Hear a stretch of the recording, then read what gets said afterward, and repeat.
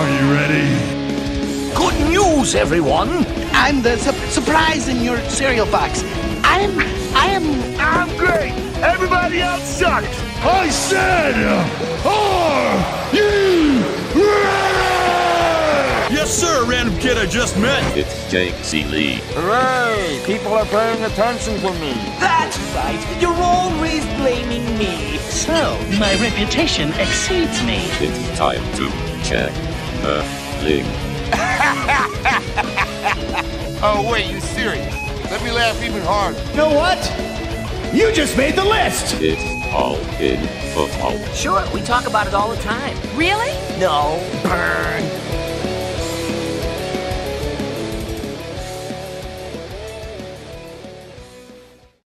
What's up, you ducks? It is All in Football on FTN with Chris Meaney, with Stepmom Lauren, with myself, and depending on when you're watching this, happy Canadian Day, happy July 4th, happy it's Thursday, and we're doing this ahead of time because of that. So welcome to all that. We are going to continue what we've been doing past couple weeks. If you missed any of the previous episodes, talked about a lot of big names at the running back, quarterback, wide receiver position. Kind of maybe finish out today with wide receivers and tight ends. So I don't know. We kind of get in deep discussions about some of these players. So maybe, but I definitely want to get Kyle Pitts on this show specifically as we talk about early ADP, mostly focused on underdog and everything like that. Before we even get there, yes or no, this is going to kind of tease it out. Oh, baby, let's go. Yeah, and you're still muted, Lauren, as you got rid of your cat in your house. So you. I was gonna say, are you turning into me using words incorrectly? No, I didn't know if it was 2020 for you. You're on mute, by the way. I know, rookie mistake, man. My brain is full of in or out without even knowing the ADP, without even knowing the discussion we're having. In or out as of today, Kyle Pitts, yes or no, Chris Meaney? I'm out. I'm out. Okay, you're out. Let's see. Lauren? Yeah. I'm out. I don't like it. I think we can change that. But I'm out. No, we're going to see if we can change that by the time we get to it, because we are going to talk him. It's been a big Twitter discussion this week. Well, I guess last week if you're listening, next week. This week if you're listening today. I don't know when you're listening. And in your time zone area, whatever day.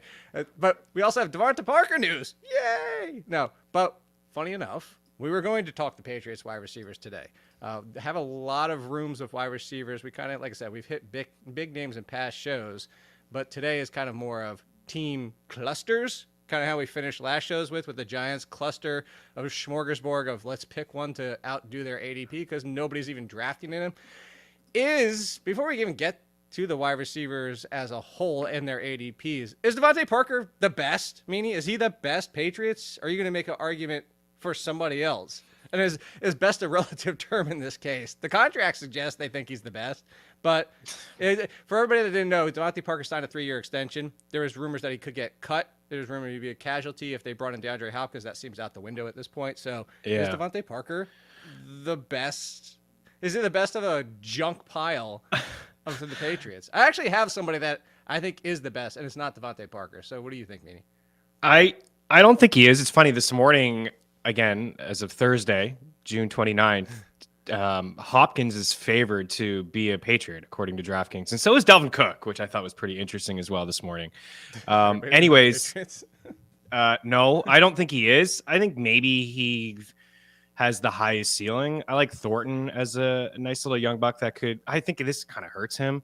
But I would say the safest, lamest answer here would be Juju Smith-Schuster. I think he's probably the guy that will lead the team in catches, solidified in the slot. Don't really believe in Mac Jones. I think they're putting him in a really tough spot too. No, Parker's the guy that just can't really stay healthy. I don't want anybody on this Patriots team. I said the same thing last year when everybody was like, oh, Aguilar and Bourne and all these guys that they just kept throwing out that were great values, and nobody did anything in New England. It's going to be a long year. Only guy I want is Ramondre, and if they sign Dalvin Cook, I'm going to be devastated. Well, so I like that. As of today, for your point about this, meaning that I think, because I want to take ADP. This is why I didn't want to do ADP, because this is the easy answer, is what ADP is right now. Juju Smith-Schuster is 51. Still, you could argue as a value, but the ceiling is what we know is probably limited. If you talk about Tyquan Thornton, he is wide receiver 71. as of today, on Underdog, Devante Parker is wide receiver 100. So even though we might not want Devante Parker, I think anybody like us, if we're doing best ball drafts, because that's what we're talking about on Underdog, but if Devante Parker's free, I think all of us, you're shaking your head, yes, Lauren, like all of us would take a late round flight, like 14th round would be like, fine, Devante Parker, he might be the best one because he's free, right? Yeah, I'm gonna have to say I think Devante Parker is the best option on this squad. He has impressed over the last few years. He's gotten some excellent fantasy finishes. He has great weeks, but this is a guy that you can pick up late in drafts. You can also probably pick him up off the waiver wire when he doesn't do anything the first 2 to 4 weeks. So it's like, and he's so. I said this on Bob Harris's live stream last night. He's like, how old is he? Like he's 30. All right. Is he the Frank Gore of wide receivers now? Like he's still around. This is pretty cool. I'm rooting for the guy. So if that means like, his fantasy finishes and NFL career is going to rely on my good juju putting out in the atmosphere. No offense, Mr. Juju Smith-Schuster, fellow teammate of Devante Parker. But I actually don't mind this. I don't mind this a lot. I think he can be good in certain matchups, depending on what defenses look like. I don't mind having him, especially as a flex option.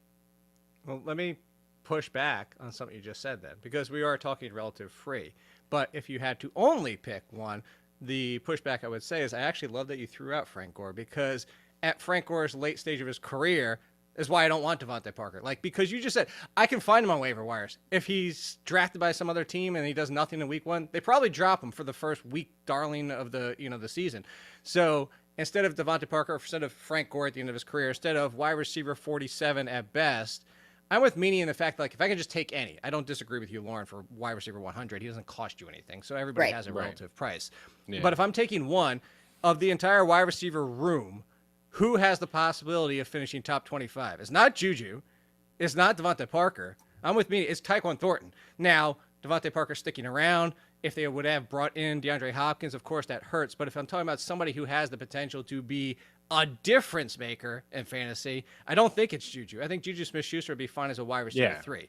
If I think it's somebody who could make the difference, and it all hinges on who, Mac I actually just said Mike Jones. Mac Jones at quarterback.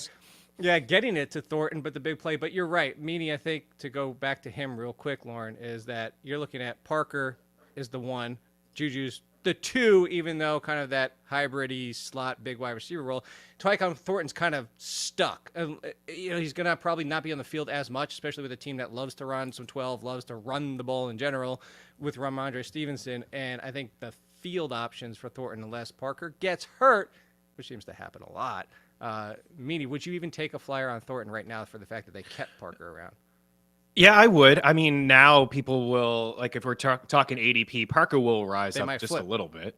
And yeah, they might flip. They may say Parker's the veteran. They brought him in. He's going to cut into Thornton. We haven't seen much of Thornton. Would he play 13 games last year? And I think he had like under 30 catches. He hardly did anything, hardly touched the field. He's just a young buck, 2nd round pick, but he's a big body wide receiver. And I was surprised to see that signing. Honestly, I thought that they would be done with Parker. He's been limited over the past couple of years. Lauren's right. He's had really good campaigns. He's got a 1,000-yard season on his resume, but it's been a couple of years.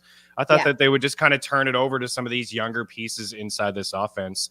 So I would take Thornton. I think, why not at that point? We've seen the best of Devante Parker, I believe. And I like to shoot for upside late in my draft with a couple young wide receivers. So I would lean Thornton. And you're right. Juju is just, he's kind of like a safe guy that you'll put in, and maybe he gets you 5 catches for 55, 60 yards or something like that. Is like hey, I'm into week 7. I got some injuries and I'll put him in my lineup, but I'm never, ever going to feel confident playing Devante Parker.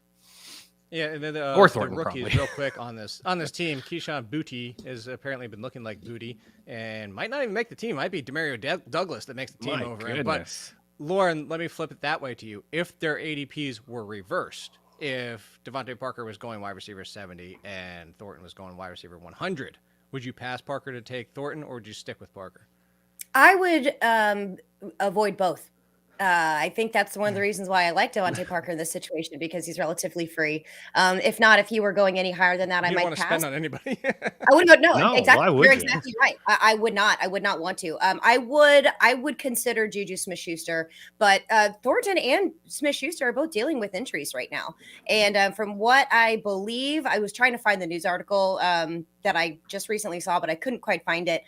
He's not exactly like super duper impressive in training camp, but then I saw a couple other reports that saying like, oh, he and Mac Jones are connecting on the field. Like, I don't really know what to believe at this point. But the signing of Devante Parker kind of makes me think, do they really believe in this guy or not? So if I can get Devante Parker for the wide receiver 100 rating that he's going with, or ranking right now that he's going with, I think I'm going to take Devante Parker. If he creeps up any higher than that, I think I'm just going to avoid this wide receiver room altogether.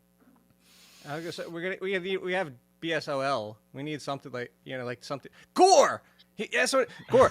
Great off-season rapport. Everybody has Gore. Everybody's Gore this year. Like a great off-season rapport with their quarterbacks, because Daniel Jones is hanging out with Saquon Barkley and throwing great passes to Isaiah Hodgins. Zeke is hanging out with Dak. Zeke is hanging out with Dak, hoping that these guys could be teammates again. Getting breakfast and getting lunch. Phil B actually just said what I was about to say to you, Meaney. That leading 1 and 2 receivers might actually be Gesicki and Hunter Henry. Like, this still might be right. That's so true. After Ramondre Stevenson, who may just get another 60 catches inside this offense. Yeah, everybody is connecting with everybody, so it's a good time, I think, to jump in and talk some circa on this show right now, because you can connect with your league mates in Las Vegas. The ultimate fantasy football draft can only take place there in Sin City. Circa Resort and Casino want to bring you and your entire league to Vegas with the ultimate fantasy football giveaway. I'm talking 12 people. If you play with 10 people, I'm sure that'll work, but 12 people in your league, 2-night stay, Circa Resort, and you have your draft at right from a cabana at the Stadium Swim.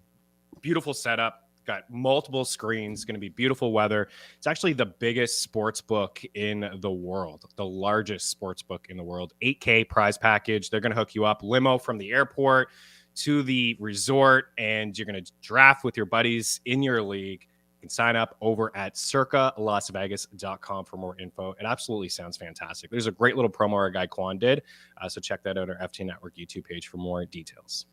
Yeah, what I hear out of that is like free limo ride, free booze, cabana, free rooms. I mean, I'm free. I'm in. Hashtag free, hashtag fun. Bring it. I will say, if I did want to hang out in the cabana and everything like that, I gotta get a shout out. Marcus Grant. If that's the real Marcus Grant, love you, Marcus. Yeah. Like, in our chat, asking a question like from NFL. Yeah. Like, there's just some free time this morning. I'm assuming because I don't know that many people that spell Marcus's with 2 A's. That's true. But that's another good question that I was going to bring up. That's Jake, like, with this offense and how there's so many different moving pieces. We're not crazy about the weapons that they have. I wouldn't be shocked, if as loaded as the division and conference is. It's got a short leash probably. In a dynasty league, it is super flex. In a dynasty league, before cutting Bailey Zappi, I cut my 5th tight end. I don't even remember who it was at this point, but just to give you an idea, it was along the Hunter Henry level. It was somebody that could have some value, but for a super flex, I'm like, I'm not cutting Bailey Zappi. I do think, to this question, whether it's real Marcus Grant or not, I do believe there's a non-zero chance Zappi starts games this year. And this isn't me sitting here going like, oh, I told you I'm Mac Jones. Like, I just never believe, like, just like other quarterbacks, please prove me wrong. Kenny Pickett, prove me wrong. I was just never a Mac Jones guy. Like, what does Mac Jones bring for you, the real NFL standpoint? At best case, to go back to us, and this is why I'm going to tie it into fantasy. For Mac Jones you guys know this. I treat quarterbacks NFL, not fantasy-wise, like NFL, like careers, what my team does, the Giants do. Like, I treat them as, I want a top 10, possibly top 5, or I just want to keep going back into the pool. I don't want to play the game of, oh, yeah, I got QB 16. I'm going to stick with QB 16 every single year. Thanks, Andy Dalton. Maybe you have 2 top 10 performances for your entire career. I love you, Andy Dalton. Just could come out from me. But point being, what's the ceiling for Mac Jones?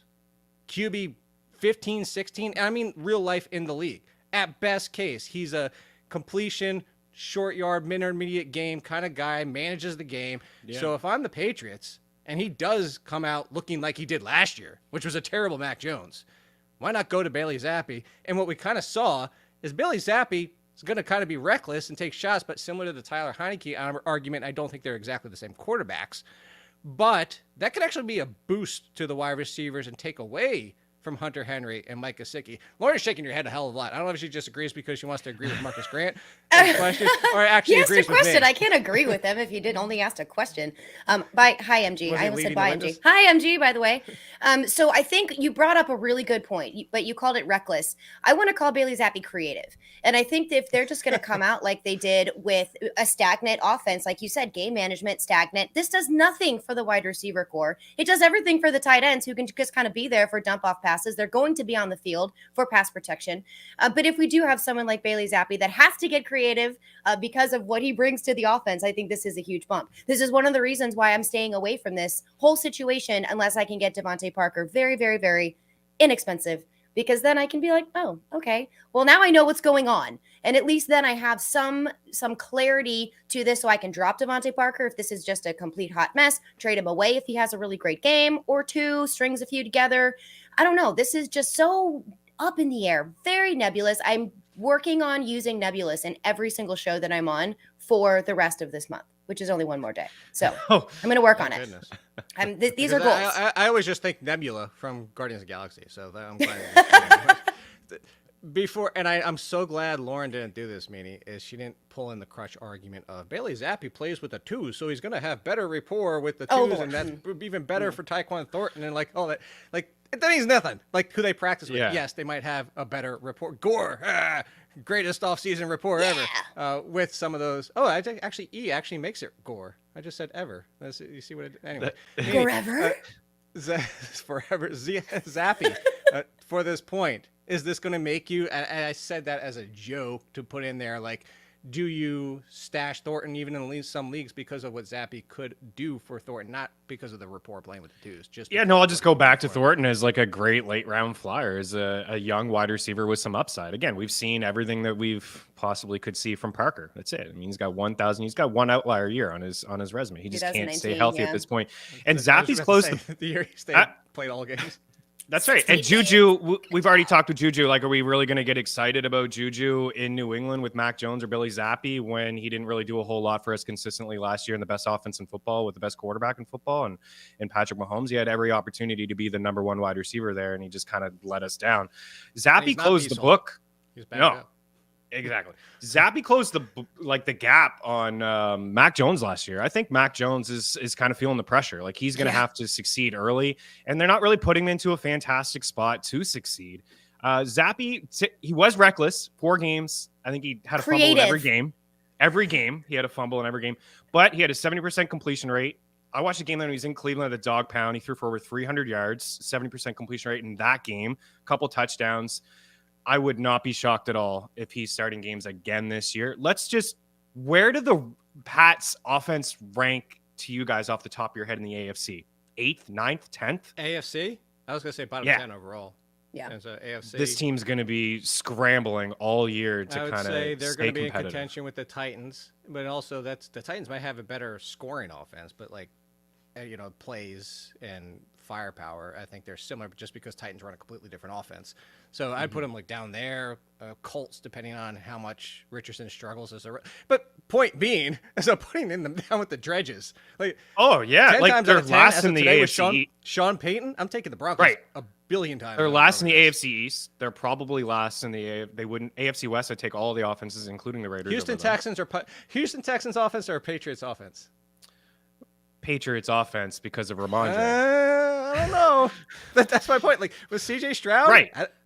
That's what I mean. It's going to be a long season for New England. You got those powerhouses inside their division in the AFC West. Singletary. Everything's different now. Everything is different now. Singletary.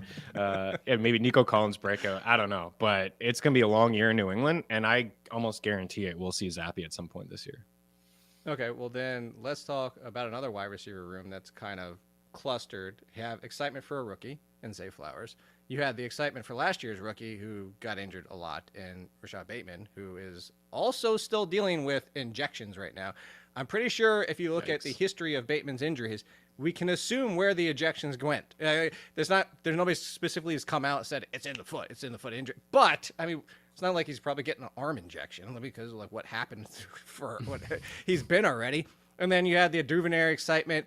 But what it all comes down to, and we know this, is we're basically trying to play the Chiefs game for the Ravens, is that we're trying to figure out who's the two behind the tight end. It's Mark Andrews, and then we go down this pecking order. We've also heard from Monken and the team that, like, they're going to pass more. We've got excitement for J.K. Dobbins. We talked about him on the running back show.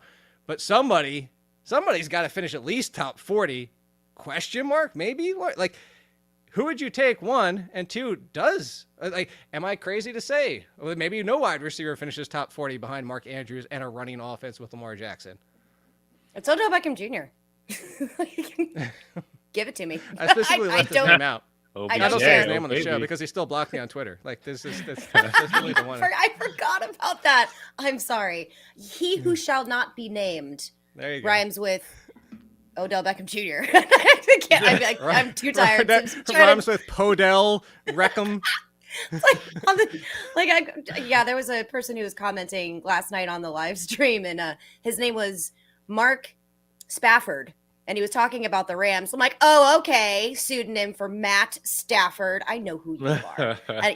So I can't quit OBJ. I can't do it. I'm going to say OBJ on this one. I hope it's Rashad Bateman. So disgusted. I know you were disgusted, and I'm sorry. I promise we will still be friends if you'll have me. But I have a lot of excitement for Rashad Bateman. I really, really do. I hope he can stay consistent, but I think the splashier wide receiver here is going to be OBJ. Like, I don't know why I can't quit him. I'm silly. Someone talk me out of this horrible life decision that I'm making. I could see him leading this team in touchdowns. Like, I could see him being a guy that is pretty inconsistent in fantasy, but maybe is like a nice little, just his running ability.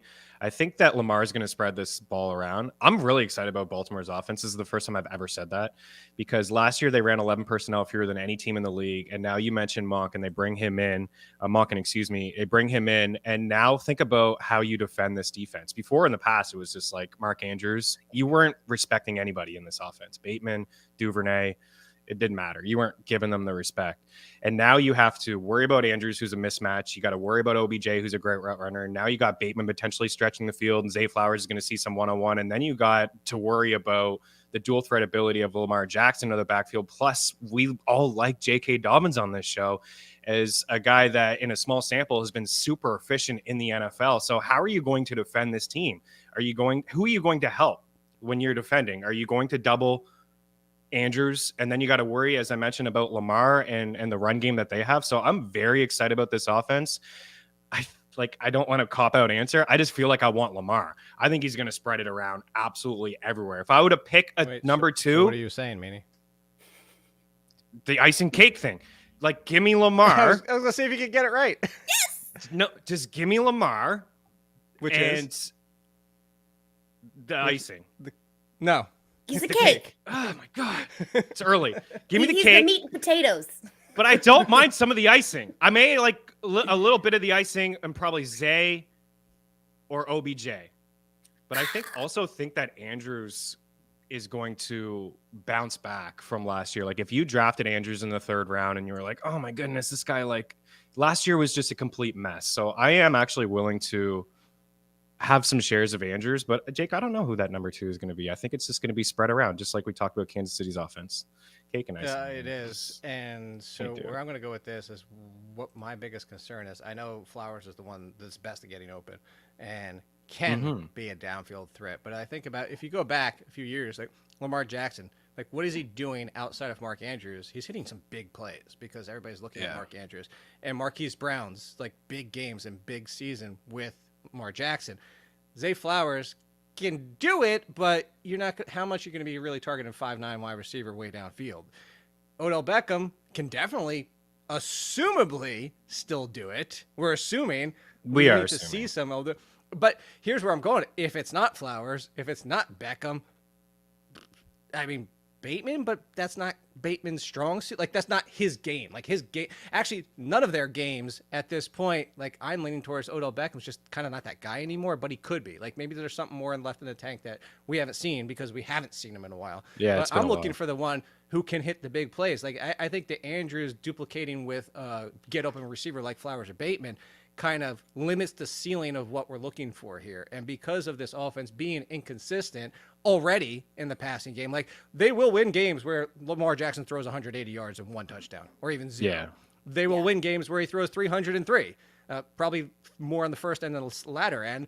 But point being is, for the big plays I'm looking for the big games, it's the best ball wide receiver 3/4 argument. I'm kind of like, I hate to say it, maybe unblock me at this point because you get the joke, but he who shall not be named would be the one I took the flyer. I love some Zay Flowers, but I think that the fit of what would succeed fantasy-wise for us, not real-life football, would be that guy, who I own Baltimore. 3 jerseys of, by the way, on the teams you've played for. Oh, you broke his heart, OBJ. You broke his heart. No, he just misunderstood the joke. That's what it comes down to. There is, Zay is probably the correct answer because we haven't seen Odell Beckham Jr. in a couple of years. We haven't seen him since the Super Bowl when the Rams won, and he was great in that Super Bowl. Like, he was trending up. I really liked him in that offense. And then Bateman's been hurt in each of the 2 seasons. Now they bring in a young buck like Zay Flowers, who you mentioned, going to see a lot of one-on-one. He's a great right runner. That guy's going to see a ton of one-on-one coverage. Because if you're the defenders, you got, like, again, I'll just go back to it. You got to worry about Andrews. You can worry about the experience of OBJ and Lamar. You're not really counting on Zay Flowers and doubling him and Bateman on the field and maybe in a series between the two, stretching the field. So I think this offense is going to be pretty solid. This is another one. We didn't even include that division when we were talking about the brutal Patriots. Here's the interesting thing. I didn't think it was this close because I thought people have soured on Bateman and then the injuries. But on Underdog right now, ADPs, Bateman 45, Flowers 46, Odell Beckham 51. Like, yeah, so you have to pick one of the 3 essentially. If you had to pick one, Lauren is going. Oh, I actually said his name. He's going with that Podell Reckham. Where would you go? You can only pick one. You can only pick one. Meaning, you said it might be Flowers, but if you today, I'll pick Flowers. I'm going to go Flowers. Yeah. Okay. I'm going to go with the young buck that's durable at the moment. Durable at the moment. Like, give me the cake. Slip that quantifier in there, what so is if we wrong could go with back, us? if we pull this out like a highlight and it's 3 months from now, you could be like, I did say as of right now healthy. Like I did say. Like, I think I know that Meaney wasn't doing that. Yeah, I'll just go with the young buck and Zay. But I think Lamar is a really, really strong target in drafts this year. I love some Lamar Jackson. Love him. Yeah. He's in the tier, at least that second tier, and interestingly enough, and I do have Fields right there neck and neck with him. He's often the 6th or even 7th or even 8th quarterback off the board. He's number 4 for me in my rankings. It's crazy. Yeah. I know we don't like to play this game, but if I told you guys today, I guarantee he plays the full season. He should be in the conversation with Josh Allen, Patrick Mahomes. Absolutely. He'd be in tier 1. Next year they'll be saying tier 1 will be Hurts, the 3. Yeah, and Lamar. If he played a full season. We're not that far removed from when that did happen. Yeah, no, we're not. Even without the MVP season, still be in top 3. Yeah. So 2 more teams before, and we are going to talk Kyle Pitts because I made it. It's happening. This show, Kyle Pitts is happening. But before we get to that, 2 more. Wait, 1, 2, 3. We might have to come back to wide receivers in one. I'm not all wide receivers and then tight ends. We just might have to circle back around. So screw it. I just lied. We're doing it now because I don't want to get into the talk about for everybody out there. These are the 3 teams we're talking about wide receiver rooms. We're about to talk Panthers, Rams, and Saints. Everybody's like, yay! No, they're not. So let's talk Kyle Pitts here for a second. I've been watching Twitter this week for fantasy Twitter world, and the Kyle Pitts argument is raging among a lot of people. At FTN is where the argument is happening for Kyle Pitts. The argument is, why draft Kyle Pitts? Because of what's happened so far in his career. It's a 2-year career. So Kyle Pitts right now is 5th. He's sandwiched between George Kittle and Dallas Goedert. He is tight end 5. The tight end 5 isn't the biggest part of the argument, as Meaney knows, as you've seen too. I don't know if, Lauren, you've seen it yet, the argument that was happy with Mike Randall and everybody that got involved with FTN. But it's so much the fact that he's the 70th pick. So you have to take him in the 5th, 6th round. The argument is don't take Kyle Pitts in the 5th, 6th round because of what's happened so far and the team he plays for and the offense he plays for. Just wait and get somebody later. So it's not so much Kyle Pitts top 6, that's a problem. It's more where. I am actually going to argue, Lauren, and say that I would still take Kyle Pitts in the 5th, 6th round. I have 2 tiers. If Kyle Pitts is still there in the 6th maybe not the 5th. I'm taking him because let's not forget his rookie season. He did a historical achievement in his rookie season, and the fact that he had 1,000 yards. Yes, he barely had any touchdowns. Who is his quarterback? Matt Ryan. Adverse to throwing anybody touchdowns outside of like 2 seasons for Julio Jones. He doesn't like to throw touchdowns. Last year, look at this quarterback situation. And I know people are going to say, well, Desmond Ridder finished out the season, but we already had the quarterback discussion on this show about Desmond Ridder and his last 4 games, mostly with Drake London because Kyle Pitts wasn't a factor at that point. But there is hope for Desmond Ridder. Still, an Arthur Smith run-first offense, an Arthur Smith that just drafted Bijan Robinson and you're going to see a lot of him. But Kyle Pitts still only 1 year removed. Injuries happened. 1,000 yards. Doesn't happen at tight end. Tight ends we actually talked about as well. When I did my research piece on the breakouts for wide receivers, I saw that it was still very common for tight ends to break out in their 3rd season. Kyle Pitts could be a difference maker at a position that we love to find difference makers. This is the argument for Kelsey in the 1st round. Are you in or out on Kyle Pitts? You both started the show by saying, I'm out on him. Is there anything I said there, or maybe I can even add more to it, Lauren, that could bring you back around and saying, you know what, 6th round Kyle Pitts I could be in on? Yeah, 6th round Kyle Pitts I can be in on. Any higher than 5th that, round Kyle absolutely Pitts not. Didn't take much to turn her. No, and I process think around. Yeah, but here's the thing. Me personally, the way that I draft and the way that I construct my rosters, it's likely not going to happen for me personally. I'm going to be very vanilla right now when I say that I can absolutely see an amazing year from Kyle Pitts happening. I don't know if I want to invest in that this year. I just don't. I don't know if I believe this new offense. I don't know how much I believe in the experience of Desmond Ridder, Arthur Smith, and his love for running the football, and Bijan Robinson is there, like the shiny, large, new toy that they have to go run the football.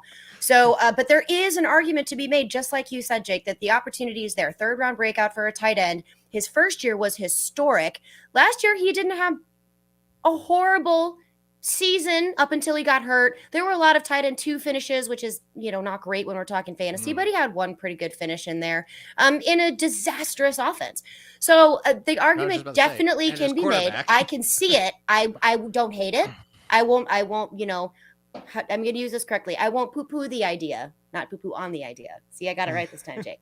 I won't get upset about it. On Kyle Pitts. I know, right? It's terrible. I don't know how to speak English sometimes. Just bear with me. No. That's a very common misnomer. I was about to say misnomer is not even the right word. What's the thing when you say it's like a cliche wrong? I literally don't know how to speak English, and you're asking me to come up with a word that tells me I don't know how to speak English. There's a word for it. And you guys know I'm clueless, so don't even speak like that. I mean, misconception?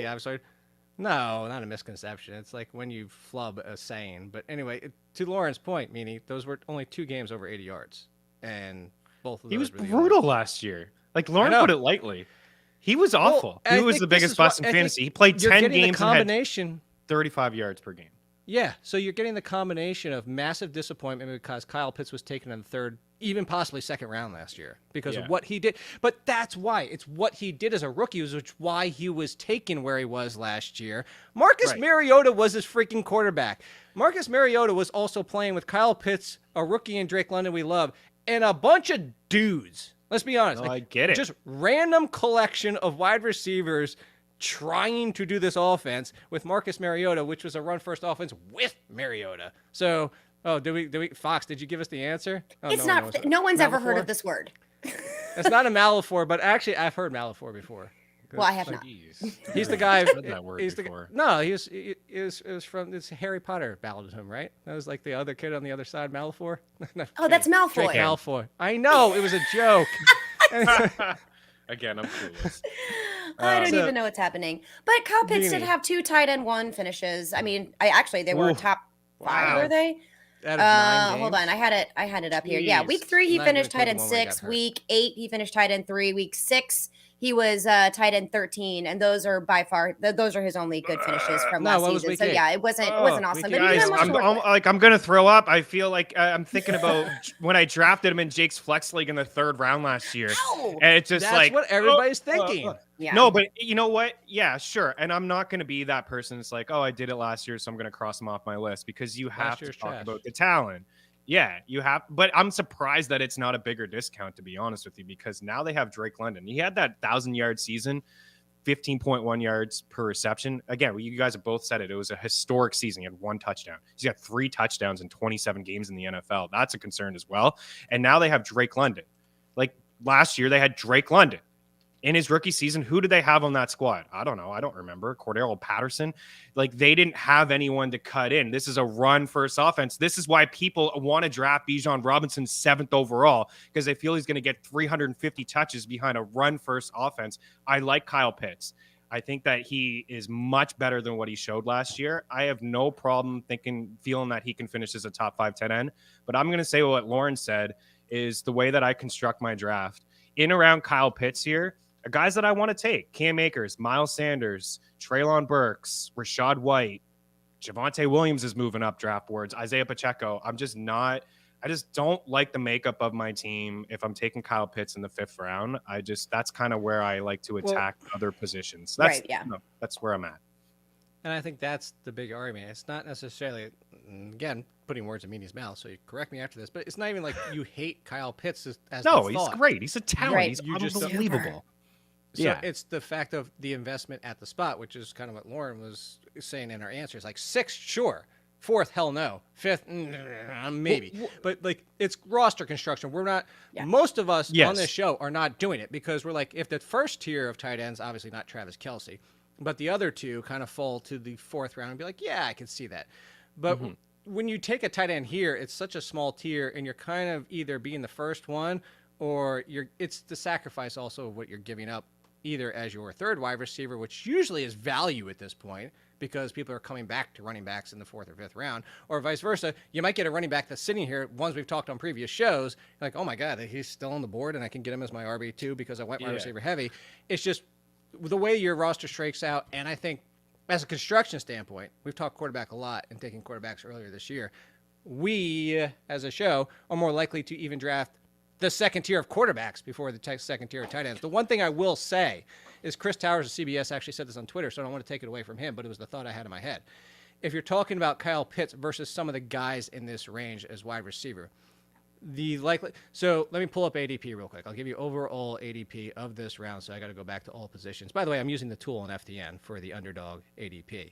So at this spot where Kyle Pitts is going, which is after TJ Hawkinson, just so everybody knows, Kyle Pitts at tight end, 6'5" at 70. Right in front of him, Treylon Burks, Dameon Pierce, right behind him, Jordan Addison, Cam Akers, Kadarius Toney. All of these names, we've talked about them. If Cam Akers finishes as a fringe RB1, if Jordan Addison finishes as wide receiver 30, if Treylon Burks finishes top 25, if Kyle Pitts does what he did in his rookie season but scores more touchdowns, anybody in this group, and this is what Chris Towers was saying, is going to be the biggest difference maker. Like, unless Treylon Burks finishes top 5, he's not going to be as big a difference maker as if Kyle Pitts finishes top 3 because of what tight end is. Right. And that's the argument that I think that some people might miss, is that, sure, you could have Kyle Pitts and Treylon Burks have the exact same season, 1,000 yards, 4 touchdowns, both breakouts, both great. But the difference, what Kyle Pitts is going to be doing with 1,004 at tight end versus 1,004 at wide receiver for Burks, is much more massive. And I think that's the point some people might miss. Totally agree. And that's a really good point to bring up because of how bad the tight end position is. But my counter would be, well, if I can get like Ukonko or Schultz, one of those guys that can finish with very similar numbers in the 12th, 13th, 14th round, giddy up. I'm on my way. I was going to say the exact same thing about Tyler Higbee. I can wait until the 12th round to get someone who actually did decent in that trash offense last year. I have to wait. That's the one I jumped in with, Lauren. I'm with Tyler Higbee, just over 100 targets last year, and Stafford's back. Mm-hmm. Yeah. Do it. A little bit of a sneak peek behind the curtain. Like, how many pass attempts is Ritter going to have this year? I mean, he's got, 2 weapons really to throw the football to. And again, it is really, I would imagine for me, I don't have projections on Ritter, but I would say this is a guy that's... They added Matt Collins. Don't forget. So, maybe. Former Eagle. Had a really good season last year, actually. So, I actually have Desmond... 22 pass attempts a game. I, not hedged, but, I do my projections to kind of give people a starting point. Like, my projections, you know how I feel about Desmond Ritter. would be a little bit different. I would go customize my projections and have Desmond Ridder taking 95% of the snaps. I feel he's going to get the chance outside of injury, or maybe he comes out of the gate, throws 1 touchdown and 7 picks, and then they're like, screw it, we're going to Heineke. At least we know Heineke could give us a competition. 45 touches a game for Bijan. Put it this way. I don't know that they pull the plug on Ridder in week 10 for Heineke, because what does that tell you? Nothing. If you're going back to the quarterback well next year, you're not going to say, oh, well, Heineke played a great final 6 games. We changed our mind. And I would love for Heineke to be great because ODU, but let's be honest, they're not going to do that. So I think the plug comes early versus late. But anyway, point being, I have Ridder combining with Heineke for this team to throw 516 pass attempts. I don't have Ridder taking all of them. I have Ridder at like 85%. So for your point, Meaney, I have for the team, I have the team throwing for 3,600 yards and 20 touchdowns. And you could argue that might be high, but even if it's not, for your point, London and Pitts are going to take the vast majority of that. And then what's left? Even if you give 25% of that to Pitts, does he get there, Lauren? Yeah, that's high. I think that's a little high for me. But yeah, I guess. Can he stay on the field? I don't know. I don't trust it. It's too high. It's too expensive. I just don't feel comfortable. Now, I do want to throw something out there. I want to sprinkle this for everyone's knowledge. I don't hate Kyle Pitts. I love Kyle Pitts, and I really want him to succeed. This would be wonderful because that means something in the NFC is going to be going well, and we can make this happen for this team, and they can move forward. And then one of my best friends, who's a Falcons fan, can be quiet, and then I can have a very peaceful Sunday. So I'm hoping that this works, but I don't necessarily know if this is the year yet. And I think that 5th round is a little pricey, but it's going to depend on roster construction. But I just do not see myself taking Kyle Pitts in that middle, even if he does do well. Good for him. One final thing. Projections peek behind the curtain, as you said, which, by the way, you can go to the Athletic, $1 a month, 12 months. You get a full year for $12. I signed up. Enjoy that. Get it. So, there you go. Would you believe, just forget what I said about Ridder, forget about what the team running the offense. You threw out the question, which is why I brought that up. Let me just give it a line, and if this sounds reasonable in your head. 99 targets, 58 receptions, 824 yards, and 4 touchdowns. Doesn't even get 1,000 yards. But basically, 59 or 58, 824, and 4. Does that sound reasonable for Kyle Pitts? Yeah. What is that, tight end 5? Let me rephrase it. Easily attainable for Kyle Pitts. Yeah. Okay. Yeah. It's actually tight end. Yes. Tight end 6. 38 points. What's the gap between tight end 6 and tight end 10? Tight end 6 is 138. Tight end 10 is Njoku at 124. Small gap. But as soon as you get to tight end 14, now you're talking about a 25-point gap. It's that slim margin there. It is, yeah. Why do we have tight ends in fantasy again? You know what? Honestly, there is a rise at the position. There is a rise at the position. I know people have said that every year. No. I know we are. But there is. There really is. I feel like there's more. In the past, I just felt like there was 4 I've heard this damn argument for this past 10 years. I don't think I've ever really said it. I don't know if I've actually ever said it. I'm not saying you. I'm saying every year. We get to August, and every year it's like, hey guys, I don't know if you realized, but tight end's on the upswing, and then we get to October, and it's like, there's 3 guys. I know, and we'll have the same conversation. Why do we draft Kyle Pitts in the 5th? But didn't we just have an historic draft for tight ends? Did we not just have that? And they're all rookies. We'll have this conversation in 2025. But this is the rise. Rookies, this is the rise at the position. But honestly, he's a game changer, Kyle Pitts. If we're talking talent and fantasy aside, I would have him right there as a top 5 for sure, lock and loaded tight end. He's a weapon. He's a mismatch. He's lining up in the slot more than any other tight end in the NFL. This is why he's such a polarizing figure. But well, then let's say round 6. You're on the board, and I make this mandate. Weird roster rules, the stupidest thing you could ever think of. But by the way, Lauren, I've argued about this on this show. We've had this conversation that I prefer the wide receiver / tight end flex spot. Can't put a running back there, just wide receiver / tight end. And everybody's like, oh, nobody wants tight ends. It's a lie. I've had a league where people ran 2 tight ends the one year Darren Waller broke out, and then it just opens up the conversation, especially during the buys. The buys is the biggest part.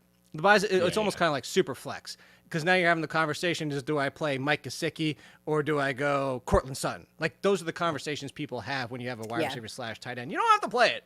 I love it. Like, one league loves it, but you don't have to. Just an idea, to your point about that. But to go back, round 6, FTN people on this show, Meaney and Lauren, you have to draft a tight end. I'm only giving you 2 options. This is what you have to do. You're in the 6th round. You're drafting a tight end. Your choice is Kyle Pitts or Darren Waller.